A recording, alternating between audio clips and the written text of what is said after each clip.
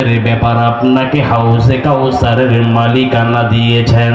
এই পানি হলো সেই পানি, এটাই হবে আপনার উম্মতদেরকে পান করানোর মিশ্রিত হাউজে কাউসারের পানি। ও আমার ভাইরা, ও বন্ধুরা, এবার আসেন, আমার নবীকে আল্লাহ যখন হাউজে কাউসারের মালিকানা নবীর হাতে দিলেন, আল্লাহ দেখেন এখনো আমার দ্বীনের নবীর মনটা বড় ভারাক্রান্ত। আল্লাহ বলেন, ইয়া রাসূলুল্লাহ, ও দ্বীনের নবী, আমি তো এত বড় জিম্মাদারি সম্মানের কাজ অন্য কোন নবীকে দেই নাই, অন্য কোন নবীকে এত বড় ক্ষমতা এত বড় মর্যাদা দেই নাই। আমি আপনাকে হাউজে কাউসারের জিম্মাদারি দিলাম, হাসরের মাঠে আপনার কত বড় মর্যাদা হবে। এরপরও কেন আপনার চেহারাটা এখনো ভার ভার দেখা যায়? এবার রহমতের নবী বলেন, ও আল্লাহ,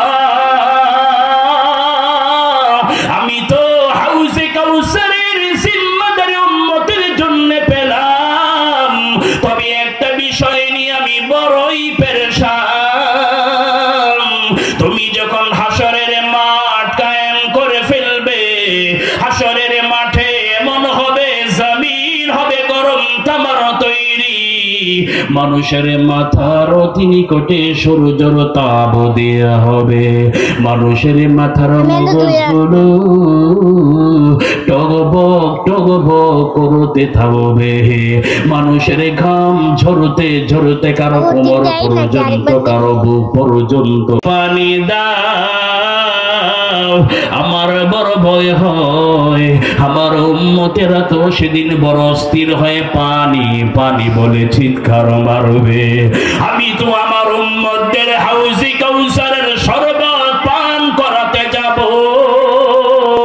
তবে আমি জানতে চাই আমার উম্মতেরা ওই প্রান্তে কোটি কোটি উম্মতেরা থাকবে, আমার হাত হলো মাত্র দুটি। আমি যদি দক্ষিণে যাই উম্মতেরা উত্তরের উম্মতেরা চিৎকার মারবে, যদি পশ্চিমে যাই পূবের উম্মতেরা চিৎকার মারবে।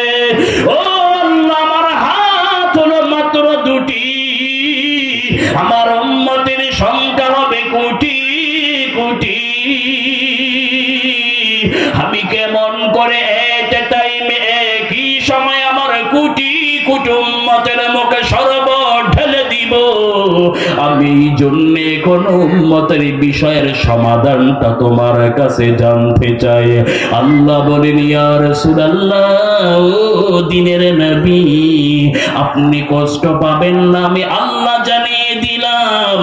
আপনি যখন উম্মত কোটি কোটি হাত লাগায়া এট এ টাইমে একই সময়ে আমি আপনার উম্মতদের মুখে এইভাবে শরবত ঢেলে দিব। জোরে জোরে বলেন সুবহানাল্লাহ। জবাতা বুয়াত দরদাহা জায়েগির থানায় মোহাম্মদ বুয়াদ দিল ফজির হাবিবে খোদা। আল্লাহর নবী এটাও নিয়ে পেরেশান, আল্লাহ সান্ত্বনা দিয়ে বলেন, নবী এটা নিয়ে পেরেশান, এটাও জানাচ্ছি। আপনি এক হাতে নিয়ে যখন শুরু করবেন আপনার পরিচিত উম্মত গুলির মুখে, আমি আল্লাহ কুদরতি হাতে তাদের মুখেও পানি পান করিয়ে দেব।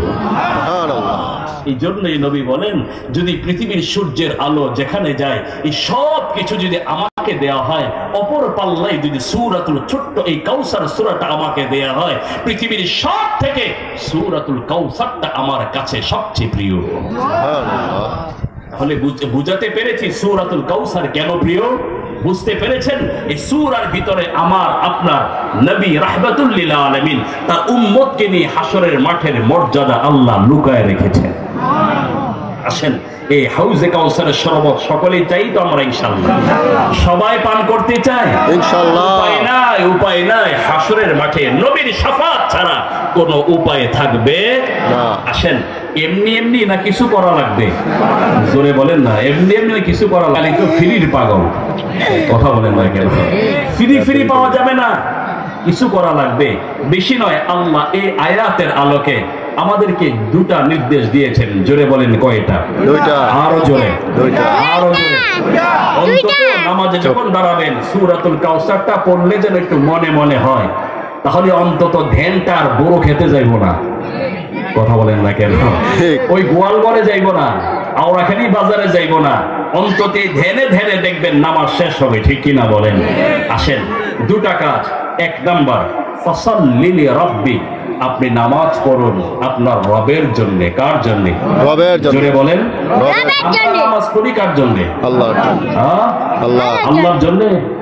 তো আল্লাহর জন্য নামাজ পড়লে নামাজের বয়স তো এখন 10-12-তে শুরু হয় না, শুরু হয় গিয়ে 40-এ ঠেকলে। কথা বলেন না কেন? কত বছরে গিয়ে ঠেকলে নামাজ শুরু হয়? 40। তাও এমনি এমনি না। কিভাবে জানেননি? চিন্তা করে মেয়েকে বিয়ে দিলাম, আসলো মেয়ের শ্বশুর, ছেলেকে বিয়ে করালাম, আসলো বাড়িতে ছেলের শ্বশুর, তাবলীগের মেহনত করে, হক্কানি পীরের সোহবতে থাকে, ভালো নামাজি দিনদার মানুষ। এবার মনে মনে ভাবে নামাজ হতে এমনি যাই না, বিআই সাহেব আসছে 2 দিন থাকবে, এখন যদি নামাজে না যাই বিআই সাহেব কি না কি আমাকে মনে করে, এই ভেবে চিন্তায় বহু বুড়ায় ঠেলা খাইয়া মসজিদে যায়। কথা কয় না? এই নামাজ কার জন্য করছে? কথা বলেন, আছে না নাই? আল্লাহ বলেন নামাজ হবে কার জন্য? আল্লাহর জন্য। আপনার রবের জন্য হবে, রবের জন্য। কিন্তু নামাজ তো আমাদের রবের জন্য হয় না। আল্লাহ আমাদেরকে যৌবন বয়সে নামাজ পড়া তৌফিক দান করে। আমিন। আমার ভাইয়েরা ও বন্ধুরা, আল্লাহর জানিয়ে গেলাম, যদি কোনো মানুষ তার যৌবন কাল থেকে তথা শরীর শক্ত থাকাকালীন সময় থেকে ওই মানুষটা যদি নামাজি হয়, তার এইভাবে ওঠা বসা করে করে যদি নামাজ আদায় করে, আল্লাহর হাবিব বলেন, উম্মতেরা তুমি বয়োবৃদ্ধের কারণে আর দাঁড়িয়ে নামাজ পড়তে পারো না, রুকু করতে পারো না, কোমরে ব্যথা পাও, সিজদাও করতে পারো না, কষ্ট হয়। তুমি যদি বুড়া কালে ইশারা করে করেও নামাজ আদায় করো, আমি রাসূলুল্লাহ জানিয়ে দিলাম, তুমি যে যৌবন কাল থেকে নামাজ পড়ে আসতেছো, ওই যৌবনের আমলের পাওয়ারে আল্লাহ তোমার বৃদ্ধকালে ইশারা করে নামাজ পড়লেও আল্লাহ তোমার বৃদ্ধকালে যৌবনের সমপরিমাণ সওয়াব আল্লাহ দিয়ে দিবে। নামাজ কখন পড়বো? বুড়া হলে? এখনই পড়বো ইনশাআল্লাহ। পারা যাবে ইনশাআল্লাহ। নামাজকে গুরুত্ব দিব তো ইনশাআল্লাহ। ও নামাজকে গুরুত্ব দিবেন না কেন? পৃথিবীতে যত বিধান পেয়ে ভেঙে দিতে পারো তা, যখন হাত টাকার উপরে আঘাত দিতে চাই হাত ভেঙে দিতে পারো, কিন্তু তুমি দয়া করেছো আমাদেরকে, তুমি সাজা দাও না। তুমি হলে রহমান, এই জন্য তোমার প্রশংসা করি। মাবুদ গো আল্লাহ, তুমি শুধু দুনিয়ায় রহমান নও, তুমি আখিরাতের জন্য রহিম। তুমি চির দয়াময়, তোমার দয়া দুনিয়ায় শেষ নয়, তোমার দয়া পরকালেও থাকবে।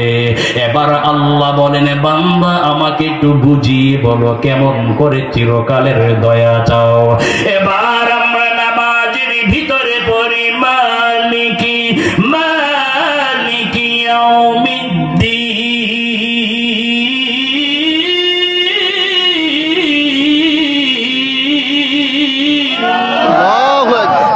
বলি মাবুদ গো আল্লাহ, তুমি তো বিচার দিবসের মালিক। তুমি যেদিন হাকামুল হাকিমিন হইয়া, যেদিন তুমি হাসরের মাঠে হুঙ্কার দিয়ে বলবা, লিমানিল মুলকুল ইয়াউম লিল্লাহিল ওয়াহিদিল কাহ্হার,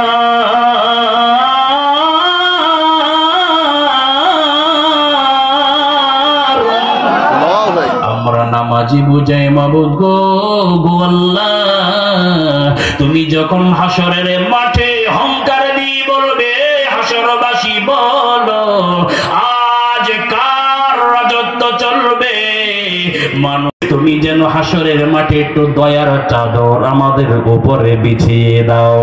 এবার কথা চলতে থাকে, আবার আমরা বলি ইয়াকা না'বুদু ওয়া ইয়াকা নাস্তাঈন।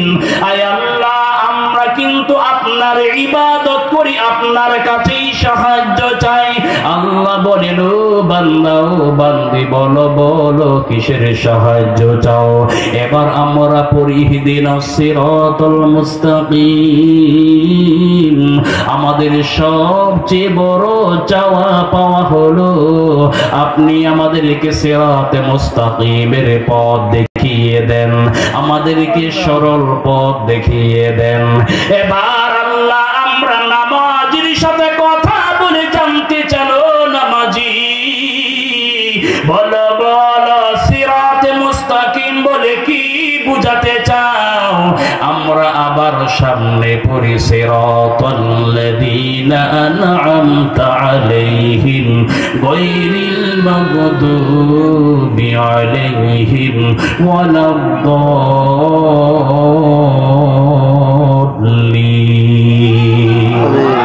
আল্লাহ বলেন বড় সিরাতে মুস্তাকিম। আমি এটা পৃথিবীর মানুষদের জন্য শিক্ষা রেখে দিলাম।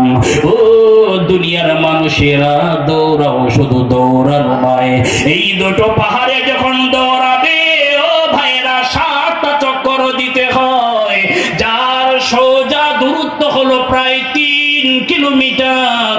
এই জায়গায় দৌড়াবে আর বুঝবে স্বামীকে কিভাবে আল্লাহর জন্য বিদায় দিয়ে ধৈর্য ত্যাগ স্বীকার করেছেন। আমি জায়গাটা এমন একটা বিধান রেখে দিলাম, কোন হাজি সেখানে যাবে, সেখানে যদি ইচ্ছাকৃতভাবে সেখানে কোন হাজি সাফা মারোয়া পাহাড়ে দৌড় না দেয়, আল্লাহ তার হজ কবুল করবে না। জোরে জোরে বলেন সুবহানাল্লাহ। এবার আসেন পানি না পেয়ে যখন মাহরুম হয়ে অশ্রুসিক্ত নয়ন নিয়ে ফিরে আসবে, এরই মাঝে ইসমাইল কান্না করে আমরা জানি ছোট বাচ্চা যখন কান্না করে অনেক সময় পা দিয়ে এভাবে জমিনে আঘাত করে, ঠিক কিনা বলেন? ইসমাইল খাবার নাই, দুধ নাই, পানি নাই, আরে বাবা গেলেন দিনের কাজে। আরে আল্লাহর কথায় বাবা রাজি হলেন, মাও রাজি হলে বিদায় দিলেন। আল্লাহ বলেন, জিবরাইল ও জিবরাইল, আরে হাজেরাও এভাবে ত্যাগ স্বীকার করে, ইব্রাহিম ত্যাগ স্বীকার করে, এরা আমার ইন্টারভিউতে পাস করে ফেলেছে। ও জিবরাইল, যেখানে ইসমাইল পা দিয়ে আঘাত করে, দেরি করো না, ওখানে একটা ঝর্ণার ফোয়ারা তৈরি নফল পড়বো, পারবো তো ইনশাআল্লাহ। আল্লাহ আমাদের সবাইকে তৌফিক দান করেন, বলেন আমিন। আল্লাহ আমাদেরকে হাসরের মাঠে নবীজির শাফাআতে ধন্য করে হাউজে কাউসারের ব্যবস্থা আল্লাহ আমাদের ভাগ্য নসিব করেন, বলেন আমিন। কষ্ট হয়েছে আপনাদের? বিরক্ত হয়েছেন? আল্লাহ আমাদের সবাইকে কবুল করেন। আপনাদের জন্য দোয়া করি, এলাকাবাসীর জন্য দোয়া করি। কোন শহীদ মানুষ বড় আদরের মানুষ, আপনারা খুব মহাব্বত করেন, আমি আপনাদের মহাব্বত রাখতে চাই, ধরে রাখতে চাই। দোয়া করি আপনাদের জন্য, বিশেষ করে ইন্তেজামী কমিটির পক্ষে যারা আছেন সবার জন্য দোয়া। আশেপাশে সকাল মসজিদের ইমাম আছেন, কমিটি আছেন, সবাই মিলে যৌথভাবে এই বিশাল এই সম্মেলনটা প্রতি বছর